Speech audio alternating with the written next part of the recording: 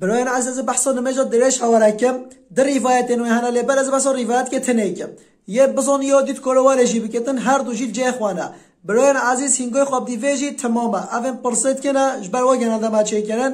ویجا نماز درش 4 رکعتن مروف ددود کتن یعنی هر 2 رکعت جورگه مروف سلام قوت دادن هر رکعت که مروف 75 ذکرات کتن 75 در رکعت که 105 4 رکعت که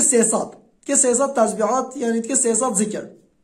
مروف نیاتو چا این سیدا نیاتو یا ربی من نیاتا در رکعت سنتا نماز صلاة التسبیح بکمش خدیره نازانتن یه بشی یا ربی من نیاتا در رکعت سنتا نماز درش بکمش خدیره یه هول نیاتو خواهینتن پشتی نیاتو خواهینن گو الله اکبر یه وجهتو ابزان یه وجهتو خوینتن یه نازانتن یه 15 جا بیشتن سبحان الله والحمد لله ولا اله الا الله والله اکبر یه 15 جا و بیشتن پشتی 15 جا گو یه فاتحه خوینتن پشتی فاتحه خوان یه زامو سوره گه خوینی یعنی فلق ناس قل هو الله احد کوثر کو چه سوره زانتن یه و خوینتن پشتی اف سوره خلاص بی هن چتن یه 10 جا دیسا بیشتن سبحان الله والحمد لله ولا اله الا الله والله اکبر پشتی 10 جا گو یه چه رکوعه 10 جا رکوعه دا بیشتن سبحان الله والحمد لله ولا اله الا الله والله اکبر پشتی اف 10 جا گو یه سمی الله رب سرخوا سمی الله لمن حمده ربنا لك الحمد پشتی گو یه دیسا 10 جا ولش بیا یه بجه سبحان الله والحمد لله ولا اله الا الله والله اکبر 10 جا پشتی گو یه چه سجده دیر اگه چه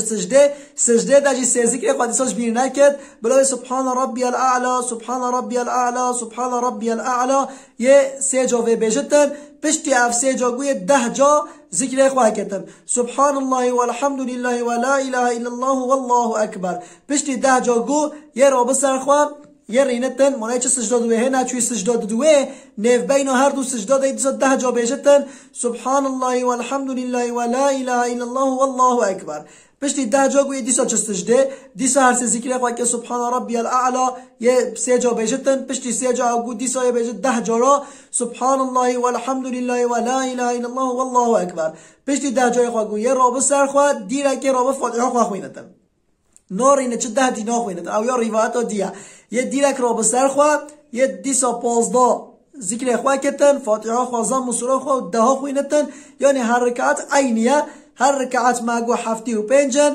در رکعت داد که 105 4 رکعت داد کتن 300 ذکر برای عزیز خدا تعالی شهوش قبیل کش ماشی قبیل که انشالله خدا تعالی و شفا مبدی خیال کرد خدا تعالی روزین میجه مطاعت و عبادت مش قبول و مقبول کتن آمین والحمد لله رب العالمین.